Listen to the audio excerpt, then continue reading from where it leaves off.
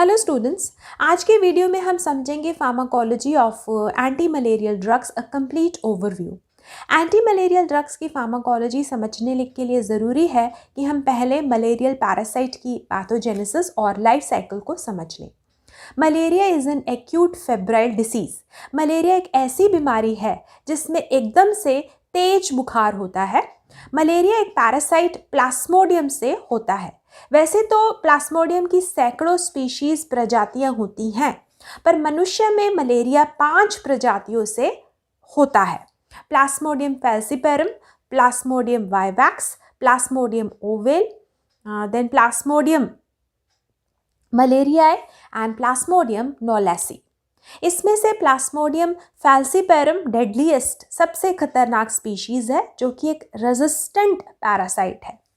अब समझ लेते हैं मलेरिया कैसे फैलता है। इन्फेक्टेड फीमेल अनोफिलीज मॉस्किटो के काटने से मलेरिया मनुष्य में फैलता है।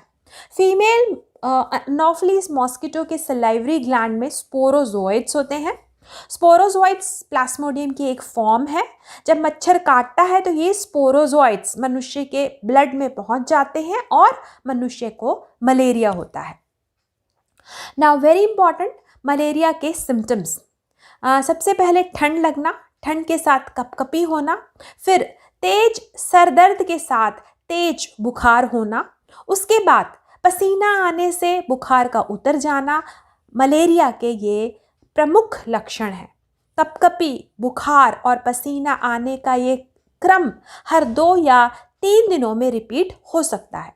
दूसरे सिम्टम्स हैं एक्सट्रीम फटीग, बहुत ज़्यादा थकान होना, nausea and vomiting, shortness of breath यानी कि सांस फूलना, बॉडी एक्स यानी कि शरीर में दर्द होना और enlargement of spleen.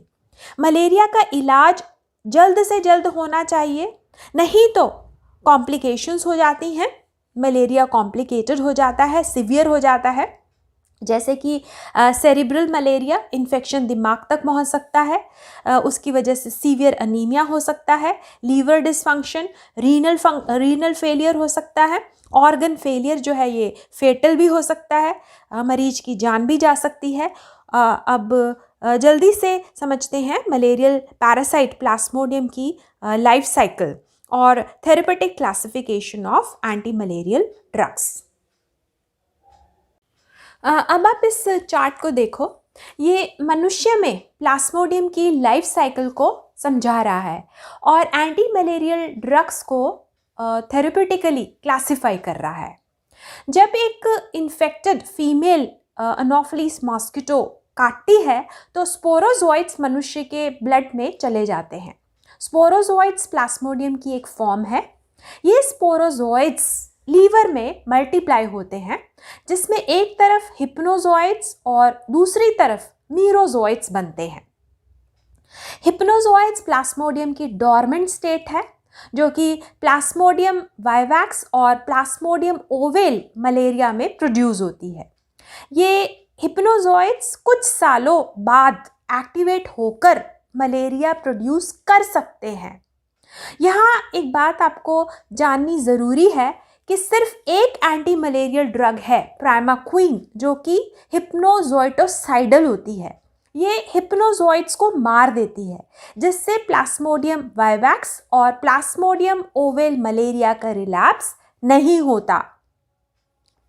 Now, multiplication of these sporozoites to produce hypnozoites in the liver is called as exoerythrocytic cytogony. Cytogony यानी कि multiplication of sporozoites.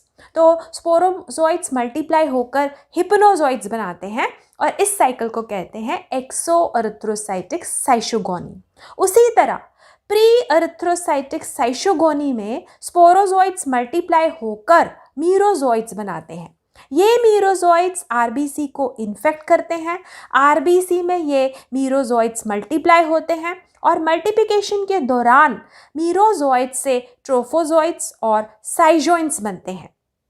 इन मीरोजोइड्स की एक्सपोनेंशियल मल्टीप्लिकेशन से आरबीसी फट जाते हैं और आरबीसी के रप्चर होने पर मलेरिया के सिम्टम्स प्रोड्यूस होते हैं, जो कि है ठंड के साथ कपकपी होना, फिर तेज बुखार आना और फिर पसीना आने से बुखार का उतर जाना।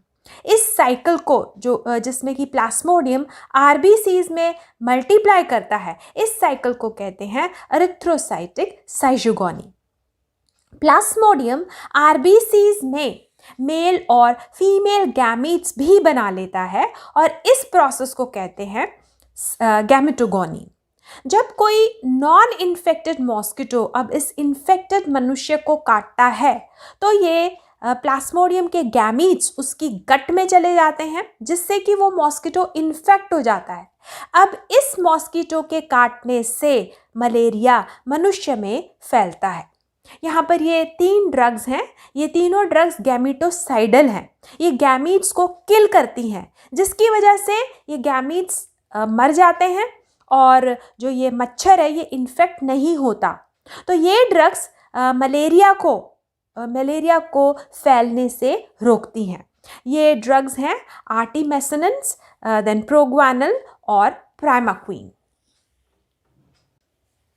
अब आप इस साइकिल को देखो, एरिथ्रोसाइटिक साइजोगोनी। वो ड्रग्स जो आरबीसी में पैरासाइट को किल कर देती हैं उन्हें कहते हैं एरिथ्रोसाइटिक साइजोंटिसाइड्स। इन ड्रग्स को मलेरिया की ट्रीटमेंट के लिए यूज़ किया जाता है। ये ड्रग्स ब्लड में जो प्लास्मोडियम है उसको मार देती हैं। Now high efficacy very effective erythrocytic schizonticides are artemisinin, then chloroquine, quinine, mefloquine, then halofentrine, lumifentrine and atovaquone. Now artemisinin derivatives को दूसरे एंटी मलेरियल्स के साथ कंबाइन करके प्लास्मोडियम फैल्सिपेरम मलेरिया की ट्रीटमेंट में यूज़ किया जाता है। ये बहुत ही इफ़ेक्टिव ड्रग्स हैं। देन क्लोरोक्वीन को प्लास्मोडियम वाइवैक्स, प्लास्मोडियम ओवेल और प्लास्मोडियम मलेरियाई की ट्रीटमेंट में यूज़ करते हैं। प्लास्मोडियम फैल्सिपेरम क्लोरोक्वीन से रेजिस्टेंट है। देन क्विनीन क्लोरोक्वीन से ज़्यादा टॉक्सिक है और कम इफ़ेक्टिव है, तो क्विनीन को भी क्लोरोक्वीन रेजिस्टेंट और multi drug resistant plasmodium falciparum malaria की ट्रीटमेंट में यूज़ किया जाता है। उसी तरह मेफ्लोक्विन भी बहुत टॉक्सिक है, इसका यूज़ हाईली रिस्ट्रिक्टेड है और मेफ्लोक्विन को भी multi drug resistant plasmodium falciparum malaria की ट्रीटमेंट में यूज़ किया जाता है। इफ़ेक्टिव ऑल्टरनेटिव्स ना होने की स्थिति में हैलोफेंट्राइन, लूमीफेंट्राइन और एटोवाक्यूओन का यूज़ किया जाता है। उसके अलावा लो एफिकेसी एरिथ्रोसाइटिक साइजोंटिसाइड्स हैं प्रोग्वानल, देन पायरीमेथामिन, सल्फोनामाइड्स, टेट्रासाइक्लिन और क्लिंडामाइसिन। क्योंकि इनकी एफिकेसी कम है इसलिए इनको दूसरे एंटी मलेरियल्स के साथ कॉम्बिनेशन में यूज़ किया जाता है for the treatment of malaria. तो ये वो सारी ड्रग्स हैं जिनको मलेरिया की ट्रीटमेंट में यूज़ किया जाता है।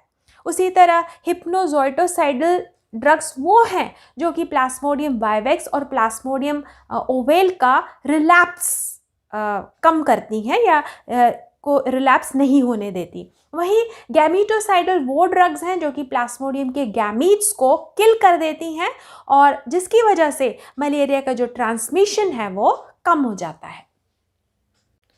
अब मलेरिया की ट्रीटमेंट के बाद मलेरिया की रोकथाम यानी कि प्रिवेंशन के लिए 2 तरह के प्रोफाइलैक्टिक एंटी मलेरियल्स का यूज़ किया जाता है, कॉजल प्रोफाइलैक्टिक और सप्रेसिव प्रोफाइलैक्टिक्स।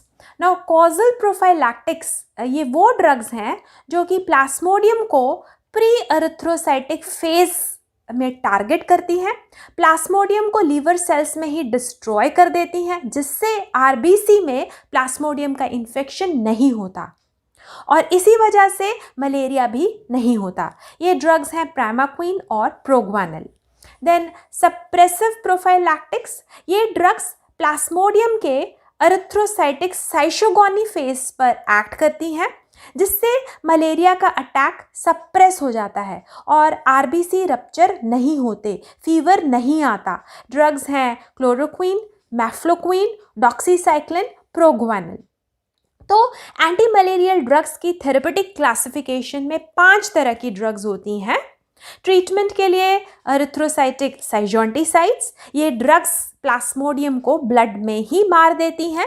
देन गेमिटोसाइडल ड्रग्स, ये ड्रग्स प्लास्मोडियम के गैमीट्स को मार देती हैं, जिससे मॉस्किटो इन्फेक्ट नहीं होता और मलेरिया फैलता नहीं है। देन हिप्नोजोइटोसाइडल ड्रग्स, जो कि हिप्नोजोइट्स को किल करती हैं, जिससे प्लास्मोडियम वाइवेक्स और ओवेल का रिलैप्स नहीं होता।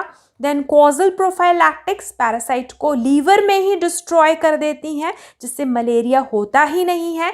देन सप्रेसिव प्रोफाइलैक्टिक्स, मलेरिया के अटैक को सप्रेस करते हैं। तो ये है therapeutic classification of anti malarial drugs. अब एंटी मलेरियल ड्रग्स की केमिकल क्लासिफिकेशन को स्टडी करते हैं। Now 4 aminoquinones include drugs, namely chloroquine, amodiaquine, piperaquine. उसके बाद 8 aminoquinolines में आती हैं drugs primaquine, tafenoquine, then quinoline methanol, इसमें आती है drug mefloquine, then cinchona alkaloids, इसमें आती हैं ड्रग्स कुनीन एंड क्यूनिडीन।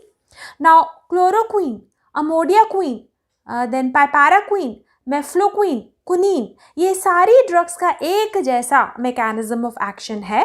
ये सभी ड्रग्स हीमोजोइन को बनने नहीं देती, जो कि प्लास्मोडियम को हीम के टॉक्सिक इफेक्ट से बचाता है।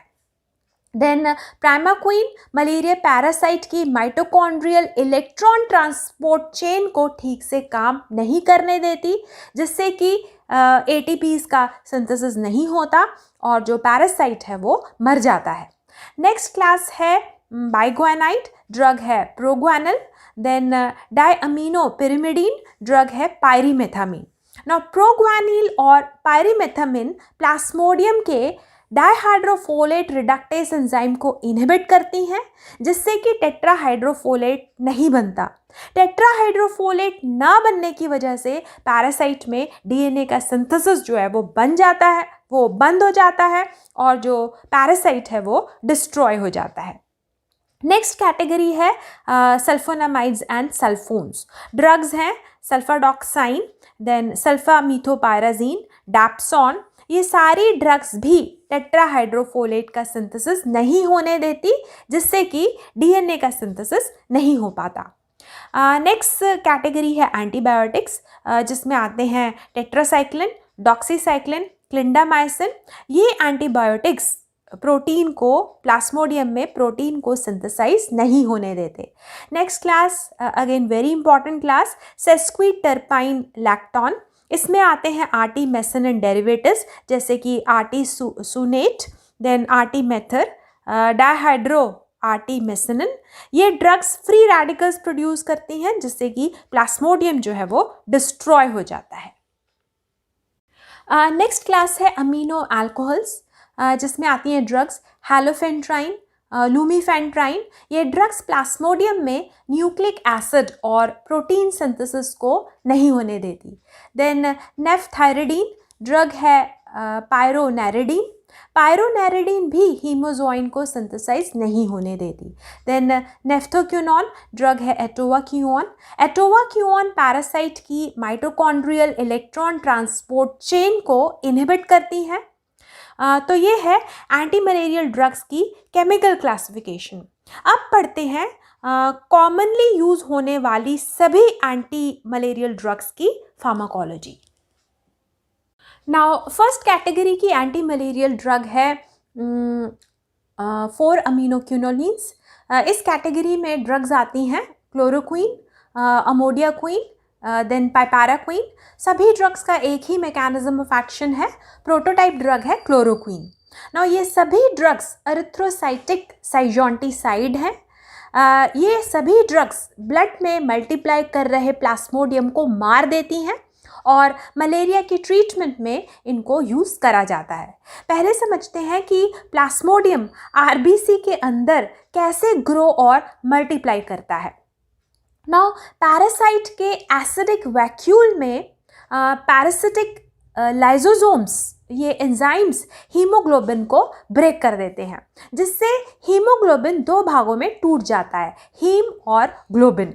ग्लोबिन को पैरासाइट न्यूट्रिशन के लिए इस्तेमाल करता है और वहीं पर ये जो हीम है ये पैरासाइट के लिए बहुत ही टॉक्सिक होता है।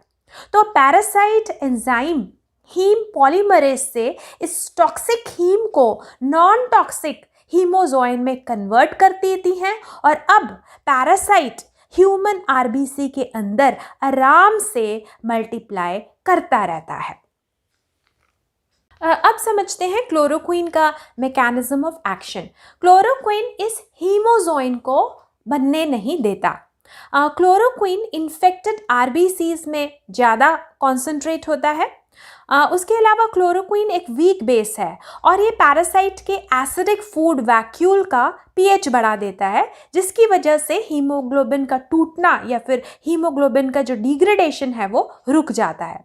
दूसरा, ये जो क्लोरोक्विन है ये हीम के साथ एक कॉम्प्लेक्स बनाता है, क्लोरोक्विन हीम कॉम्प्लेक्स, और ये कॉम्प्लेक्स हीम का जो पॉलीमराइजेशन हो रहा है इस पॉलीमराइजेशन को रोक देता है, जिसकी वजह से नॉन टॉक्सिक हीमोजोइन नहीं बन पाता। और नॉन टॉक्सिक हीमोजोइन ना बनने की वजह से टॉक्सिक जो ये हीम है ये आरबीसीज में इकट्ठा होता रहता है और अब ये हीम और क्लोरोक्विन हीम कॉम्प्लेक्स दोनों प्लाज्मोडियम की मेम्ब्रेन को डैमेज कर देते हैं और प्लाज्मोडियम को मार देते हैं। नाउ क्लोरोक्विन, देन अमोडियाक्विन, पाइपैराक्विन, मेफ्लोक्विन, कुनीन, सबका एक जैसा ही मैकेनिज्म ऑफ एक्शन है। ये सभी ड्रग्स हीमोजोइन को बनने नहीं देती। तो ये है mechanism of action of chloroquine.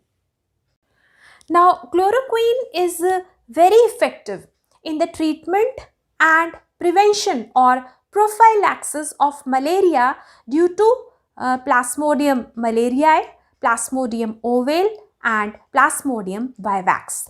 Now, यहाँ पर आपको याद रखना है कि Plasmodium falciparum is resistant to chloroquine. इसलिए ज़्यादातर केस में क्लोरोक्विन का इस्तेमाल प्लाज्मोडियम फैल्सीपेरम मलेरिया की ट्रीटमेंट के लिए नहीं होता। अब पढ़ते हैं क्लोरोक्विन के एडवर्स इफेक्ट्स। लंबे समय तक लेने पर सभी 4 अमीनो क्यूनोलोन्स का सबसे सीरियस एडवर्स इफेक्ट होता है रेटिनोपैथी, जिससे विजुअल एक्यूटी यानी कि विजुअल शार्पनेस कम हो जाती है और परसेप्शन ऑफ कलर्स भी कम हो जाता है।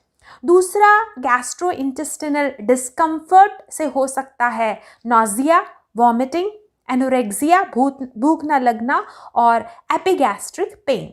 इसके अलावा अनकंट्रोल्ड ईचिंग भी हो सकती है, बहुत ज़्यादा खारिश भी हो सकती है और लॉन्ग टर्म यूज से सीएनएस एजिटेशन, एंजाइटी, कन्फ्यूजन भी हो सकता है। इसके अलावा ज़्यादा लंबे इस्तेमाल से इरिवर्सिबल ऑटोटॉक्सिसिटी यानी कि कान की टॉक्सिसिटी भी हो सकती है। अब अमोडियाक्विन की इंडिकेशंस समझ लेते हैं।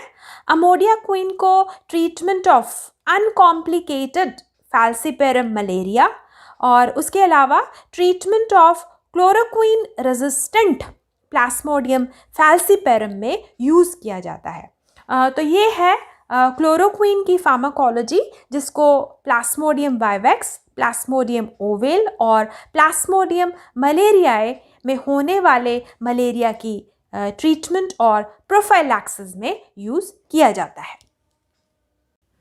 नाउ क्लोरोक्विन के बाद अगली एंटी मलेरियल ड्रग है कुनीन। कुनीन एक अल्कोलॉइड है। It is obtained from the cinchona bark. Now chloroquine की तरह कुनीन भी एरिथ्रोसाइटिक साइजोंटिसाइड है। It kills parasite in the blood. Now quinine का exact mechanism of action unknown है, पता नहीं है। क्लोरोक्विन की तरह कुनीन भी एक वीक बेस है और माना जाता है कि कुनीन का मैकेनिज्म ऑफ एक्शन भी क्लोरोक्विन के जैसा ही है। कुनीन भी हीमोजोइन को बनने नहीं देती और जैसा कि हमने अभी तक पढ़ा है, plasmodium falciparum is resistant to chloroquine. तो क्लोरोक्वीन से प्लास्मोडियम फैल्सीपेरम का ट्रीटमेंट नहीं हो सकता। तो ज़्यादातर केसेस में क्लोरोक्वीन और multi drug resistant plasmodium falciparum का ट्रीटमेंट क्विनीन से किया जाता है। पर क्विनीन जो है क्विनीन ड्रग जो है वो क्लोरोक्वीन से कम इफ़ेक्टिव है और ज़्यादा टॉक्सिक है। Now quinine also blocks potassium and sodium channels. अब पढ़ते हैं क्विनीन के adverse effects. Now toxicity of quinine is high और ये टॉक्सिसिटी डोज डिपेंडेंट होती है। क्विनीन की हाई डोजेस से सिनकोनिज्म सिंड्रोम हो सकता है जिसमें कई सारे एडवर्स इफेक्ट्स इकट्ठे दिखाई देते हैं। नाउ सिनकोनिज्म कॉजेज टिनाइटिस जिसमें कानों में रिंगिंग सेंसेशन होती है, नॉजिया एंड वॉमिटिंग, उसके अलावा headache, then mental confusion, vertigo यानी कि चक्कर आना, then difficulty in hearing and visual defects यानी कि सुनने और दिखाई देने में दिक्कत होना, इसके अलावा डायरिया, फ्लशिंग यानी कि स्किन का रेड हो जाना, देन पर्सपायरेशन, मार्क्ड पर्सपायरेशन यानी कि बहुत ज़्यादा पसीना आना भी हो सकता है। नाउ दवा बंद करने पर सिनकोनिज्म का जो इफ़ेक्ट है वो भी धीरे धीरे कम हो जाता है। क्विनीन से क्यूटी प्रोलॉन्गेशन भी हो सकता है। तो ये है क्विनीन की फार्माकोलॉजी। नाउ एंटी मलेरियल्स की नेक्स्ट कैटेगरी है क्विनोलिन मीथेनॉल। इस कैटेगरी की ड्रग है मैफ्लोक्वीन। नाउ क्लोरोक्वीन क्विनीन की तरह मैफ्लोक्वीन भी एरिथ्रोसाइटिक साइजोंटिसाइड है। इसका मैकेनिज्म ऑफ एक्शन अननोन है, पर ऐसा माना जाता है कि ये भी क्लोरोक्वीन की तरह ही काम करती है और हीमोजॉइन को बनने नहीं देती। पर क्लोरोक्वीन के विपरीत क्लोरोक्वीन जो है वो पैरासाइट के एसिडिक वैक्यूल के अंदर काम करता है, जबकि मैफ्लोक्वीन पैरासाइट के साइटोप्लाज्म यानी कि साइटोसोल में काम करता है। मैफ्लोक्वीन एक इफ़ेक्टिव एंटी मलेरियल ड्रग है, पर इसकी हाई टॉक्सिसिटी की वजह से इसका जो यूज़ है वो काफ़ी रिस्ट्रिक्टेड है और इसको रेजिस्टेंट मलेरियाज़ की ट्रीटमेंट में यूज़ किया जाता है। मलेरिया की ट्रीटमेंट के अलावा मैफ्लोक्वीन को रेजिस्टेंट मलेरिया की प्रोफाइलैक्सिस यानी कि रोकथाम के लिए भी यूज़ किया जाता है। तो अब समझते हैं indications of mefloquine. Now prophylaxis that is prevention of multiple drug resistant malaria, then treatment of multiple drug resistant plasmodium falciparum malaria, then treatment of chloroquine, quinine and doxycycline resistant plasmodium vivax। इसके अलावा इसको plasmodium malaria की treatment के लिए भी use किया जाता है। नाउ मैफ्लोक्वीन एक काफ़ी टॉक्सिक ड्रग है। तो अब पढ़ते हैं मैफ्लोक्वीन के एडवर्स इफेक्ट। नाउ मैफ्लोक्वीन का जो टेस्ट है वो काफ़ी बिटर है यानी कि काफ़ी कड़वा होता है और मैफ्लोक्वीन के common dose related adverse effects हैं dizziness, then nausea, vomiting, diarrhoea, abdominal pain, sinus bradycardia and QT prolongation. Now mefloquine से dose related neuropsychiatric adverse effects भी हो सकते हैं जैसे कि disturbed sense of balance, then ataxia, strange dreams, then anxiety यानी कि चिंता होना, हैल्यूसिनेशंस और कभी कभी रेयरली कन्वर्जन्स भी हो सकते हैं। इसके अलावा मैफ्लोक्वीन के रेयर एडवर्स इफेक्ट्स हैं hepatic, haematological and cutaneous toxicity. Now first trimester of pregnancy में मैफ्लोक्वीन जो है वो कॉन्ट्रा इंडिकेटेड है। तो ये है मैफ्लोक्वीन की pharmacology. Now anti malarial drugs की अगली क्लास है 8-अमीनो-क्विनोलिन। इसमें आती है drug primaquine. Now primaquine pre erythrocytic schizonticide है जो कि लीवर में ही प्लास्मोडियम को मार देती है और स्पोरोजोइट्स को मीरोजोइट्स में डेवलप नहीं होती जिससे कि मलेरिया नहीं होता। इसीलिए प्राइमाक्विन एक प्रोफाइलैक्टिक की तरह यूज़ होता है। प्राइमाक्विन एक कॉजल प्रोफाइलैक्टिक है, ये मलेरिया को होने से रोकता है, पर इसकी जो टॉक्सिसिटी है वो काफ़ी ज़्यादा है और इसी वजह से प्राइमाक्विन को प्रिवेंशन या फिर प्रोफाइलैक्टिक की तरह यूज़ नहीं किया जाता। दूसरा, प्राइमाक्विन एक अकेली ऐसी ड्रग है जो कि प्लास्मोडियम वाइवैक्स और प्लास्मोडियम ओवेल में डेवलप होने वाले हिप्नोजोइड्स को मार देती है। ये एक हिप्नोजोइटोसाइडल है जिसकी वजह से फिर रिलैप्स नहीं होता। ये इन दोनों मलेरिया को जड़ से ठीक करने के लिए, यानी कि इन दोनों मलेरियाज को जड़ से कंप्लीटली ठीक करने के लिए, यानी कि प्लास्मोडियम वाइवैक्स और प्लास्मोडियम ओवेल मलेरिया का रेडिकल क्योर करने के लिए प्राइमाक्विन को क्लोरोक्विन या फिर किसी अन्य ब्लड यानी कि अरिथ्रोसाइटिक साइजोंटिसाइड के साथ यूज़ किया जाता है। तीसरा, प्राइमाक्विन एक गैमीटोसाइडल है। ये प्लास्मोडियम के मेल और फीमेल गैमीट्स को मार देती है जिससे कि मॉस्किटो इन्फेक्ट नहीं होते और फिर मलेरिया जो है वो फैलता नहीं है, मलेरिया का ट्रांसमिशन नहीं होता। So a single dose of primaquine is given with chloroquine और with artemisinin to kill the gametes and therefore it cuts down or it reduces the transmission to the mosquito. So overall इसकी वजह से जो है malaria का जो transmission है, malaria का जो स्प्रेड है वो कम हो जाता है। अब समझते हैं प्राइमाक्विन का mechanism of action. Primaquine free radicals produce करता है जिसकी वजह से एक्सटेंसिव बहुत ज़्यादा ऑक्सीडेटिव डैमेज होता है और इस ऑक्सीडेटिव डैमेज की वजह से पैरासाइट का माइटोकॉन्ड्रियल इलेक्ट्रॉन ट्रांसपोर्ट प्रोसेस जो है वो काम नहीं कर पाता और जो पैरासाइट है वो मर जाता है। दूसरा, ऑक्सीडेटिव स्ट्रेस की वजह से मनुष्य के जो आरबीसीज हैं वो भी टूटने लगते हैं, आरबीसीज का रप्चर होने लगता है और ड्रग अपना हीमोलिटिक इफेक्ट प्रोड्यूस करती है। अब समझते हैं एडवर्स इफेक्ट्स ऑफ प्राइमाक्विन। ना ऑक्सीडेंट प्रॉपर्टी की वजह से आरबीसीज जो हैं वो टूटते हैं जिसकी वजह से होता है हीमोलाइटिक अनीमिया। इसके अलावा हीमोग्लोबिन का ऑक्सीडेशन होने की वजह से होता है मेथिमोग्लोबिनीमिया और मेथिमोग्लोबिनीमिया में आरबीसीज जो हैं वो बॉडी सेल को ऑक्सीजन ट्रांसपोर्ट नहीं कर पाते और जिसकी वजह से साइनोसिस यानी कि शरीर जो है वो नीला पड़ सकता है। और ये एडवर्स इफ़ेक्ट स्पेशली तभी होते हैं अगर ग्लूकोज 6 फॉस्फेट डिहाइड्रोजिनेज की डेफिशिएंसी हो और हीमोलिसिस की वजह से जो यूरिन का कलर है वो बहुत डार्क हो जाता है। इसके अलावा प्रेगनेंसी में प्राइमाक्विन जो है वो कॉन्ट्राइंडिकेटेड है। तो ये है pharmacology of primaquine. Now next anti malarial category है बाइग्वेनाइट, ड्रग है प्रोग्वेनल। नाउ प्रोग्वेनल लो efficacy slowly acting erythrocytic schizonticide है, इसलिए मलेरिया की ट्रीटमेंट में इसको दूसरी एंटी मलेरियल ड्रग्स के साथ कंबाइन करके यूज़ किया जाता है। So combined with atovaquone, primaquine can be used for the treatment of multi drug resistant falciparum malaria.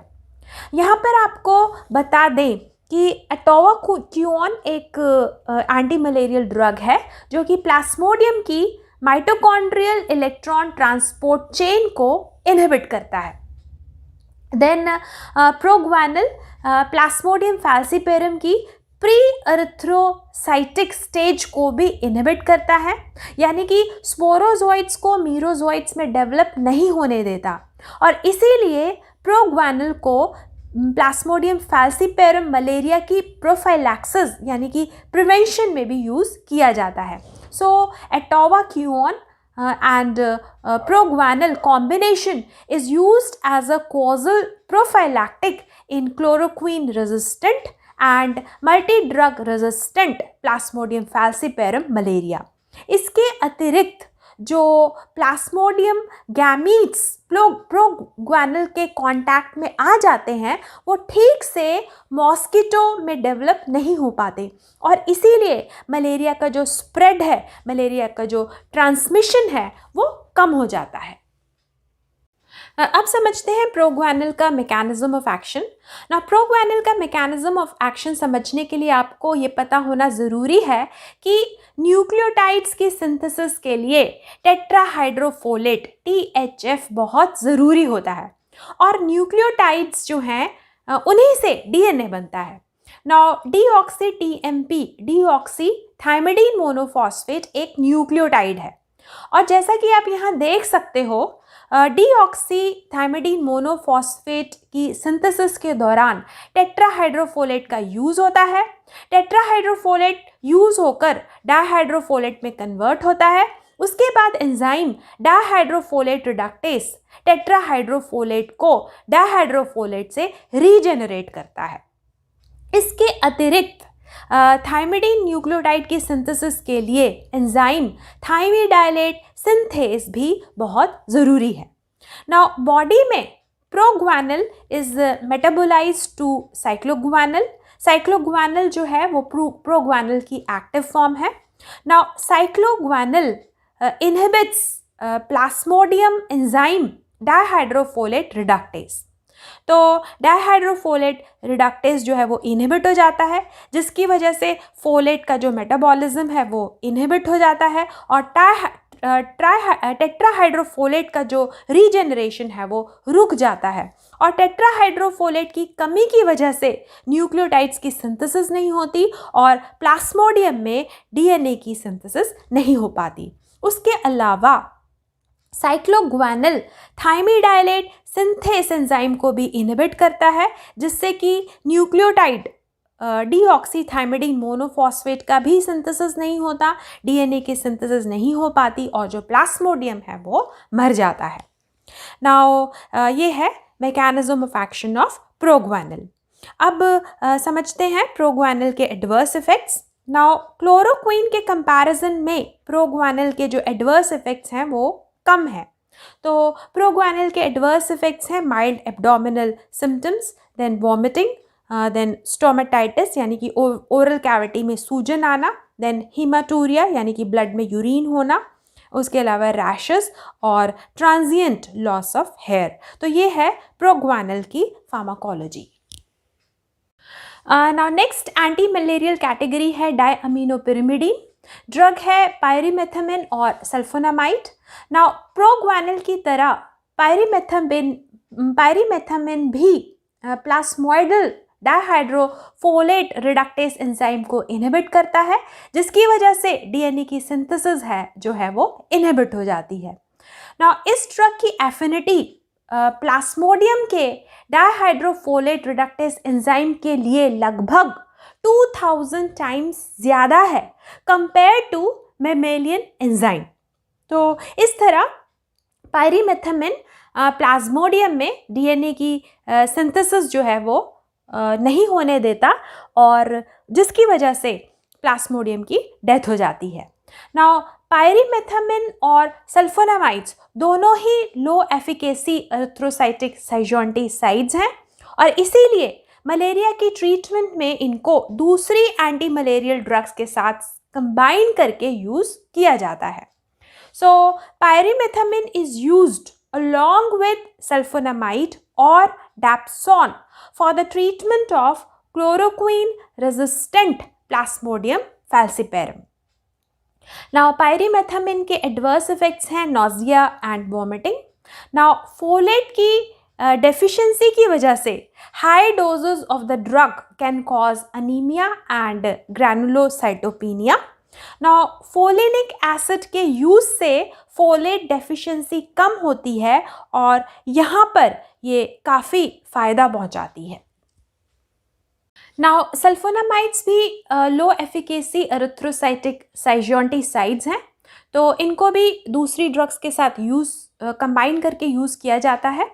तो सल्फोनामाइड और पायरिमेथामिन कॉम्बिनेशन की सिंगल डोज थेरेपी को क्लोरोक्विन रेजिस्टेंट प्लास्मोडियम फैल्सीपेरम की ट्रीटमेंट में यूज़ किया जाता है। नाउ पायरीमेथामिन की तरह सल्फोनामाइड्स भी टेट्राहाइड्रोफोलिक एसिड की सिंथेसिस को रोकते हैं, जिससे कि डीएनए की सिंथेसिस इनहिबिट होती है और जो प्लास्मोडियम है उसकी डेथ हो जाती है। नाउ प्लास्मोडियम जो है वो अपना फोलिक एसिड खुद सिंथेसाइज करता है, तो प्लास्मोडियम इस रिएक्शन से अपना फोलिक एसिड सिंथेसाइज करता है। So PABA that is para amino benzoic acid pteridine से रिएक्ट करता है, जिससे बनता है dihydropteroic acid. Now dihydropteroic acid की फॉर्मेशन के लिए एंजाइम डाईहाइड्रोटेरोइट सिंथेज बहुत ज़रूरी है। अब डाईहाइड्रोटेरोइक एसिड ग्लूटामेट के साथ कंबाइन होकर डाईहाइड्रोफोलिक एसिड बनाता है, जिसके लिए अगेन डाईहाइड्रोटेरोइट सिंथेज एंजाइम की रिक्वायरमेंट है। Now dihydrofolic acid further tetrahydrofolic acid में कन्वर्ट होता है। तो अब जैसा कि हमने यहाँ पे समझा, डाईहाइड्रोफोलेट रिडक्टेज एंजाइम को इनहिबिट करता है पायरीमेथामिन और सल्फोनामाइड इनहिबिट करता है एंजाइम डाईहाइड्रोटेरोइट सिंथेज को। तो सल्फोनामाइड क्योंकि इस एंजाइम डाईहाइड्रोटेरोइट सिंथेज को इनहिबिट करता है, तो इस वजह से ये टेट्राहाइड्रोफोलिक एसिड का सिंथेसिस नहीं होने देता। दूसरा, पायरीमेथामिन डाईहाइड्रोफोलेट रिडक्टेज एंजाइम को इनहिबिट करता है, इसलिए पायरीमेथामिन भी टेट्राहाइड्रोफोलिक एसिड की सिंथेसिस को रोकता है। और क्योंकि ये दोनों ड्रग्स सीक्वेंशियल ब्लॉकेज कर रही हैं, इसलिए इन दोनों ड्रग्स का जो कॉम्बिनेशन है वो हाईली इफेक्टिव होता है। तो ये है mechanism of action of sulfonamide. Now, sulfonamide can cause serious adverse effects like exfoliative dermatitis, then Stevens-Johnson syndrome. तो ये है pharmacology of pyrimethamine and sulfonamides. Now next, anti-malarials की बहुत important category है sesquiterpene lactons. इसमें आते हैं आर्टीमेसनिन डेरिवेटिव्स जो कि प्लांट से डिराइव करे गए हैं। दूसरी ड्रग्स के साथ कॉम्बिनेशन में ये ड्रग्स अनकॉम्प्लिकेटेड और कॉम्प्लिकेटेड यानी कि सीवियर फैल्सीपेरम मलेरिया की ट्रीटमेंट में बहुत ही ज़्यादा यूज़ करी जाती हैं, बहुत ही ज़्यादा इफ़ेक्टिव हैं। Now these are most potent and rapid blood यानी कि एरिथ्रोसाइटिक साइजोंटिसाइड्स। ये ड्रग्स मलेरियल पैरासाइट को बहुत जल्दी डिस्ट्रॉय कर देती हैं and they produce rapid parasitic clearance. इसके अलावा ये drugs sensitive plasmodium falciparum, then resistant plasmodium falciparum और बाकी सभी मलेरियल स्पीशीज़ के अगेंस्ट हाईली इफ़ेक्टिव होता है।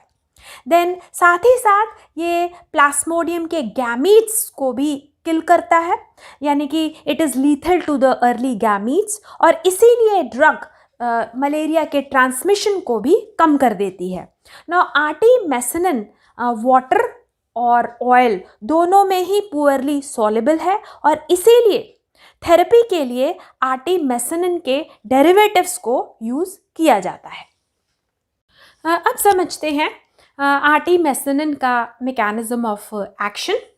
नाउ आर्टीमेसनिन का जो एक्टिव मेटाबोलाइट है वो है डाईहाइड्रो आर्टीमेसनिन। नाउ जैसा कि हम पढ़ चुके हैं, प्लास्मोडियम के लाइसोसोमल एंजाइम्स हीमोग्लोबिन को तोड़ देते हैं, जिससे कि हीम और ग्लोबिन बनता है। अब आप इस स्ट्रक्चर को देखो, ये आर्टीमेसनिन का स्ट्रक्चर है। यहाँ पे ये दो ऑक्सीजन एक एंडोपेरोक्साइड ब्रिज को बनाते हैं।